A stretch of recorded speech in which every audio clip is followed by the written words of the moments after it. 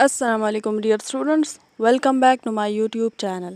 Dear students, آج کے اس lecture میں ہم ڈسکس کریں گے شیکسپیئر کے ایک امپورٹنٹ پلے میکبیتھ کو۔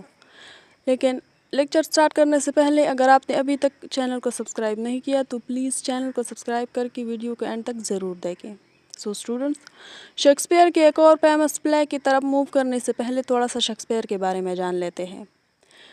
ولیم شیکسپیئر انگلینڈ کے ایک لیجنڈری پلے رائٹ، پوئٹ اور ایکٹر تھے۔ وہ 1564 میں اسٹریٹفورڈ اپون ایوان میں پیدا ہوئے اور ان کی ڈیتھ 1616 میں ہوئی۔ شیکسپیئر نے اپنی زندگی میں اراؤنڈ 39 پلیز، 154 سونیٹس اور کچھ اور پوئٹکس ورک لکھے۔ ان کی رائٹنگ کی سب سے خاص بات یہ ہے کہ انہوں نے ہیومن نیچر کو بہت ڈیپلی آبزرو کیا۔ لو، جیلسی، ایمبیشن، پاور، بیٹریل، گلٹ اور ریونج جیسے ایموشنز کو انہوں نے اپنے پلیز کا حصہ بنایا۔ اسی وجہ سے 400 سال سے زیادہ عرصہ گزر جانے کے بعد بھی شیکسپیئر کی کیریکٹرز اور سٹوریز آج بھی ہمیں اپنے ریئل لائف سے کنیکٹڈ لگتی ہے۔ اور آج کے پلے بھی اسی ہیومن نیچر کی ایک ڈارک سائڈ کو ایکسپلور کرتا ہے، جو کہ ہے ایمبیشن اور پاور کی ڈینجر ڈیزائر۔ اسی پلے کا نام ہے میکبیتھ۔ سو ڈیئر اسٹوڈنٹس، آج ہم بات کرنے جا رہے ہیں شیکسپیئر کی ایک امپورٹنٹ تھیم ایمبیشن پر، کہ ایمبیشن انسان کو بلندیوں تک بھی لے جا سکتی ہے اور اسی ایمبیشن کی وجہ سے اسے تباہی کے بالکل کنارے پر بھی لا سکتی ہے۔ سوچئے، اگر آپ کو پہلے ہی بتا دیا جائے کہ آپ فیوچر میں کنگ بننے والے ہیں تو کیا آپ انتظار کریں گے یا اپنے ڈیسٹنی کو جلدی حاصل کرنے کے لیے کوئی ڈینجرس اسٹیپ اٹھائیں گے؟ میکبیتھ کی کہانی اسی سوال سے شروع ہوتی ہے۔ یہ صرف ایک کنگ کی کہانی نہیں بلکہ ایمبیشن، پاور، گریڈ، گلٹ، بیٹرائل اور کانشنس کی کہانی ہے۔ شیکسپیئر ہمیں دکھاتے ہیں کہ جب انسان اپنے خواہش کو اپنی morality سے زیادہ امپورٹنس دیتا ہے تو اس خواہش کی قیمت کتنی بھیانک ہو سکتی ہے۔ اور سب سے انٹرسٹنگ بات یہ ہے کہ اس ٹریجڈی میں میکبیتھ کو برباد کرنے والا اس کا کوئی اینیمی نہیں بلکہ اس کی اپنی ایمبیشن ہے۔ So let's begin the dark and fascinating story of Macbeth by William Shakespeare. Dear students، میکبیتھ کی کہانی اسکاٹ لینڈ سے شروع ہوتی ہے۔ پلے کی بالکل بگیننگ میں ہمیں 3 مسٹیریس وچز نظر آتی ہے۔ وچز مینز جادوگرنیاں۔ یہ وچز ایک بیٹل فیلڈ پر ملنے کا فیصلہ کرتی ہے اور کہتی ہے کہ وہ میکبیتھ سے ملیں گے۔ یہاں سے شیکسپیئر بگیننگ میں ہی ایک مسٹیریس اور ڈارک ایٹماسفیئر کریٹ کر دیتا ہے۔ وچز کی فیمس لائن ہے fair is foul and foul is fair.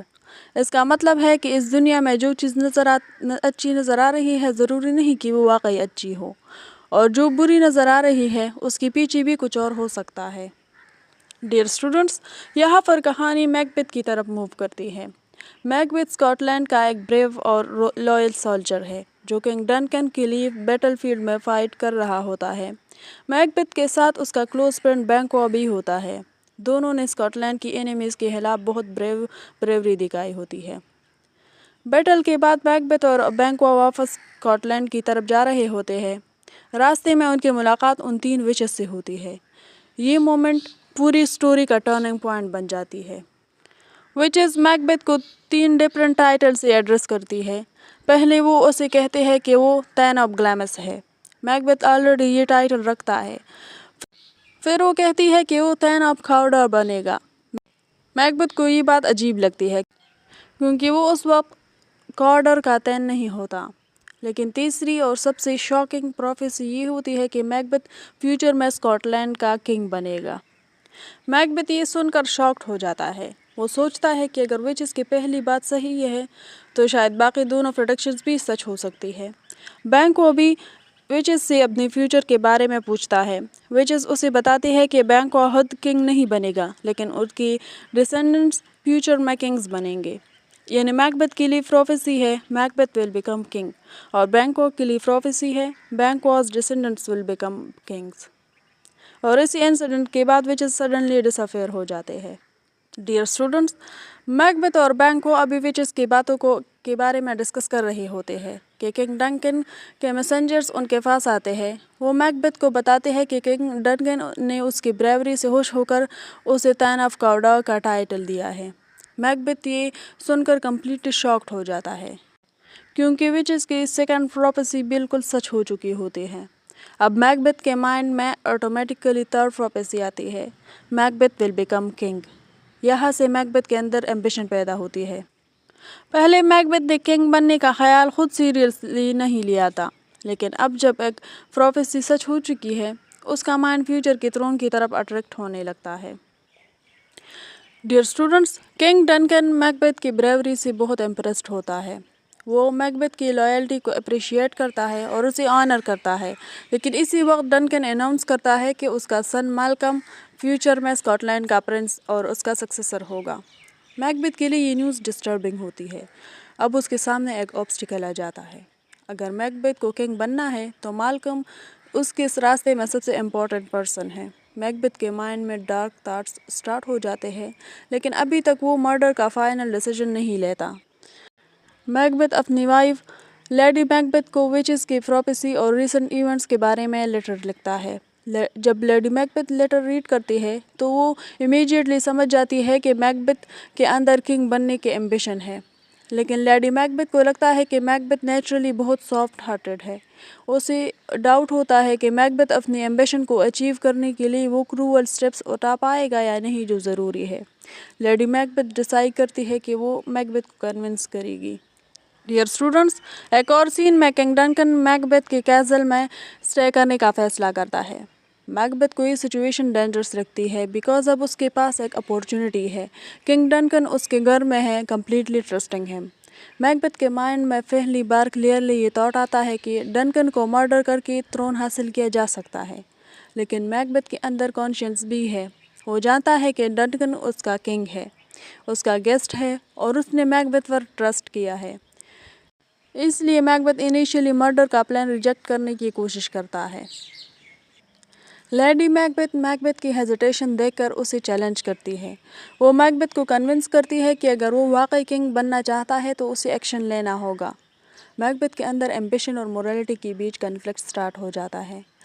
آخر میں میکبیتھ ڈیسائیڈ کرتا ہے کہ وہ کنگ ڈنکن کو مار دے گا۔ یہ ڈیسیژن میکبیتھ کی لائف کا سب سے امپورٹنٹ ٹرننگ پوائنٹ ہوتا ہے۔ اب وہ صرف پروفیسی کا وکٹم نہیں رہا، بلکہ وہ خود اپنی ڈیسٹینی کو فورسفلی چینج کرنے کا ڈیسیژن لے چکا ہے۔ ڈیئر اسٹوڈنٹس، رات ہوتی ہے، میکبیتھ ڈنکن کی روم کی طرف جاتا ہے، لیکن مرڈر سے جسٹ پہلے میکبیتھ سائیکولوجیکلی بریک ہوتا ہوا نظر آتا ہے۔ اسے ایک امیجنری ڈیگر یعنی ہنجر نظر آتی ہے جو ہوا میں اس کے سامنے ہوتی ہے۔ میکبیتھ سوچتا ہے، "Is this a dagger which I see before me?" یہ ڈیگر ایکچولی اس کے گلٹ اور ڈسٹرب مائنڈ کو ریپرزینٹ کرتا ہے۔ آخر میکبیتھ ڈنکن کے روم میں انٹر کرتا ہے اور سوئے ہوئے کنگ ڈنکن کو مار دیتا ہے۔ یہ میکبیتھ کا پہلا میجر کرائم ہوتا ہے۔ مرڈر کے بعد میکبیتھ کمپلیٹلی ٹیریفائڈ ہوتا ہے، بہت زیادہ ڈر چکا ہوتا ہے۔ اسے لگتا ہے کہ اس نے کچھ ایسا کر دیا ہے جس کا برڈن وہ کبھی نہیں اتار سکتا، لیکن لیڈی میکبیتھ بہت اسٹرانگ ہوتی ہے۔ لیڈی میکبیتھ اسے کنٹرول کرتی ہے اور پلان کے اکارڈنگ ڈنکن کی گارڈز کو پھنسانے کے لیے ان پر ڈنکن کے بلڈ اسٹرینڈ ڈیگرز رکھ دیتی ہے۔ صبح میٹ کف، جو اسکاٹ لینڈ کا نوبل مین ہے، ڈنکن کی روم میں جاتا ہے۔ وہاں وہ کنگ ڈنکن کو مرا ہوا پاتا ہے۔ کیسل میں ایک ڈسٹربنس پھیل جاتی ہے۔ میکبیتھ اور لیڈی میکبیتھ بھی ایسا شو کرتی ہے کہ جیسے وہ بہت شاکڈ ہو۔ میکبیتھ کنگ ڈنکن کے گارڈز کو اس کے مرڈر کے لیے رسپانسبل شو کرتے ہیں اور انہیں مار دیتا ہے، اور پھر کہتا ہے کہ میں نے غصے میں اسے مار دیا، لیکن اصل میں وہ اپنے آپ کو چھپانے کے لیے ان بے گناہ گارڈز کو مار دیتا ہے۔ اسی طرح ڈنکن کے بیٹے میلکالم اینڈ ڈونل بین بھی اسکاٹ لینڈ چھوڑ کر چلے جاتے ہیں اپنی حفاظت کے لیے۔ تو لوگ ان پر شک کرتے ہیں کہ ان کا باپ مرا ہوا ہے اور وہ اپنی ملک چھوڑ کر باہر چلے گئے ہیں۔ میکبیتھ کے لیے یہ سچویشن پرفیکٹ بن جاتی ہے۔ ڈنکن کے بیٹوں کے چلے جانے کے بعد میکبیتھ پر سسپیشنز کم ہو جاتا ہے۔ میکبیتھ کو اسکاٹ لینڈ کا کنگ بنا دیا جاتا ہے، یعنی وچز کی تھرڈ پروفیسی بھی سچ ہو جاتی ہے۔ میکبیتھ کو وہ مل جاتا ہے جو اس نے سب سے پہلے وچز سے سنا تھا، he becomes king of Scotland. لیکن یہاں شیکسپیئر سٹوری کو اور ڈارک بنا دیتا ہے۔ میکبیتھ نے تھرون کو اچیو تو کر لیا، لیکن اسے پیس نہیں ملتا۔ اسے ڈر رہتا ہے کہ کوئی اس کا سیکرٹ ڈسکور کر لے گا، اور سب سے امپورٹنٹ بات، میکبیتھ کو بینکوں سے ڈر لگنے لگتا ہے۔ میکبیتھ وچز کی پروفیسی کو یاد کرتا ہے۔ وچز نے کہا تھا کہ میکبیتھ کنگ بنے گا، لیکن بینکوں کے ڈسینڈنٹس کنگ بنیں گے۔ میکبیتھ سوچتا ہے میں نے قتل کر کے یہ تخت حاصل کیا ہے، لیکن اگر میرے بعد بینکوں کی فیملی حکومت کرے گی تو میرے سارے کرائمز کا کیا فائدہ؟ اب میکبیتھ کا فیئر اور ایمبیشن مل کر اسے ایک اور کرائم کی طرف لے جاتے ہیں۔ وہ ڈیسائیڈ کرتا ہے کہ بینکوں کو بھی قتل کر دے گا۔ اس بار میکبیتھ لیڈی میکبیتھ کو پورا پلان نہیں بتاتا۔ یہ امپورٹنٹ چینج ہے۔ پہلے میکبیتھ کو کرائم کے لیے لیڈی میکبیتھ پش کرتی تھی، اب میکبیتھ خود انڈیپینڈنٹلی کرائمز پلان کر رہا ہے۔ میکبیتھ کچھ کرائے کے قاتلوں کو ہائر کر لیتا ہے اور انہیں بینکوں کو قتل کرنے کا آرڈر دیتے ہیں۔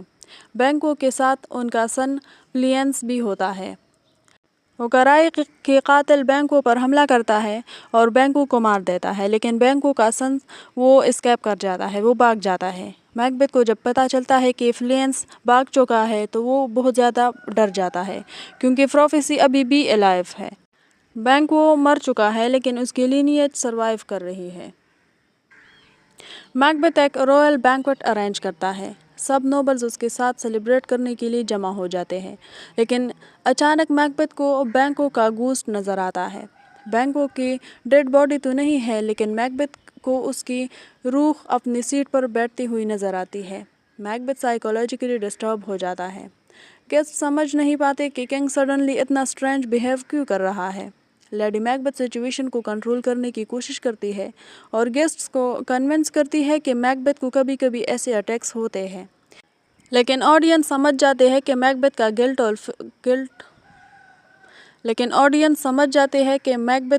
اور فیئر اسے مینٹلی ڈسٹروائے کر رہا ہے۔ اب میکبیتھ ایک ڈینجرس سٹیج میں انٹر کر چکا ہے۔ اس نے پاور حاصل کرنے کے لیے مرڈر کیا تھا، لیکن پاور حاصل کرنے کے بعد بھی وہ سیکیور فیل نہیں کرتا۔ ڈیئر اسٹوڈنٹس، میکبیتھ اب وچز پر کمپلیٹلی ڈیپینڈنٹ ہو جاتا ہے۔ وہ وچز کو دوبارہ ڈھونڈتا ہے اور اس سے اپنے فیوچر کے بارے میں جواب مانگتا ہے۔ وچز کچھ میجیکل ایفیریشنز مینز کچھ مافوق الفطرت شکلیں کریٹ کرتے ہیں اور میکبیتھ کو کچھ نیو پروفیسیز دیتے ہیں۔ پہلی بھوت میکبیتھ کو وارن کرتی ہے، بیویئر میک ڈف، یعنی میکبیتھ کو میک ڈف سے بچ کر رہنا چاہیے۔ دوسری ایفیریشن کہتی ہے کہ نن آف وومن بورن شل ہارم میکبیتھ۔ میکبیتھ اس پروفیسی کو سن کر کانفیڈنٹ ہو جاتا ہے۔ اسے لگتا ہے کہ ہر انسان وومن سے بورن ہوتا ہے، وومن سے پیدا ہوتا ہے، اس لیے کوئی بھی اسے کل نہیں کر سکتا۔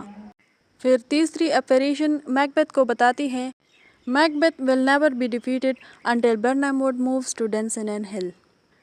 برناموڈ ایک جنگل ہے اور میکبیتھ کو یہ امپاسبل لگتا ہے۔ اسے لگتا ہے کہ فارسٹ اپنی جگہ سے موو نہیں کر سکتا، اس لیے میکبیتھ اور بھی کانفیڈنٹ ہو جاتا ہے کہ وہ سیف ہے۔ لیکن شیکسپیئر یہاں آڈینس کو ہنٹ دیتا ہے کہ پروفیسیز کا ورڈنگ جو ہے وہ ڈیسیپٹیو ہے، وہ دھوکہ دینے والے ہیں۔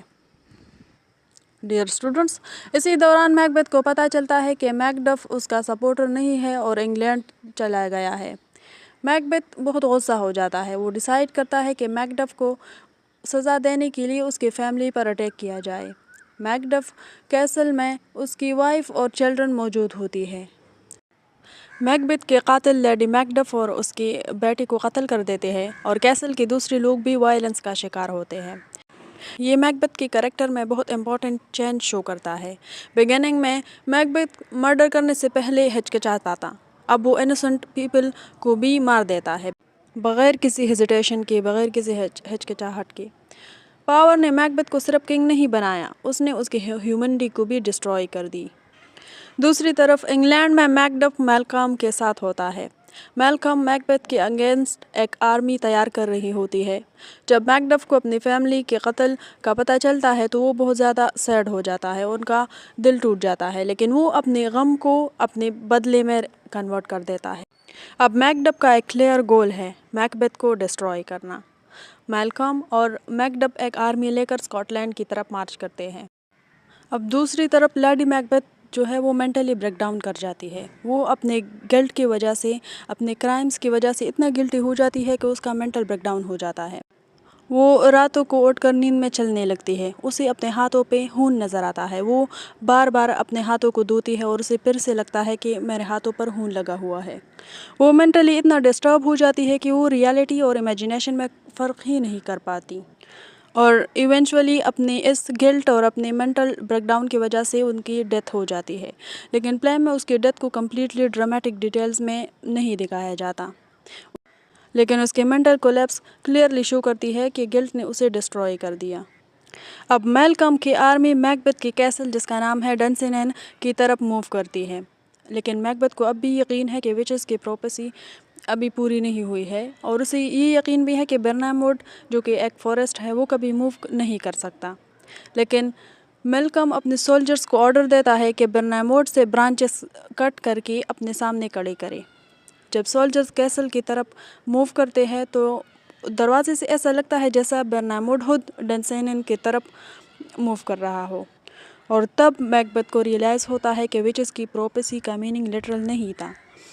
اس کا کانفیڈنس اب متزلزل ہو جاتا ہے۔ لڑائی شروع ہو جاتی ہے۔ میکبتھ اب بھی لڑائی کرتا ہے کیونکہ وہ ایک بریو واریر ہے بائی نیچر۔ آخر میں میکبتھ کا سامنا میکڈف سے ہوتا ہے۔ میکبتھ میکڈف کو دھمکی دیتا ہے کہ وچز کی پروپیسی کے اکارڈنگ کوئی بھی وومن بورن پرسن اسے کل نہیں کر سکتا، لیکن میکڈف میکبتھ کو ایک شاکنگ ٹروتھ بتا دیتا ہے۔ Macduff was from his mother's womb untimely ripped, یعنی میکڈف نارمل نیچرل برتھ سے پیدا نہیں ہوا تھا، بلکہ وہ سیزیرین سیکشن سے پیدا ہوا تھا۔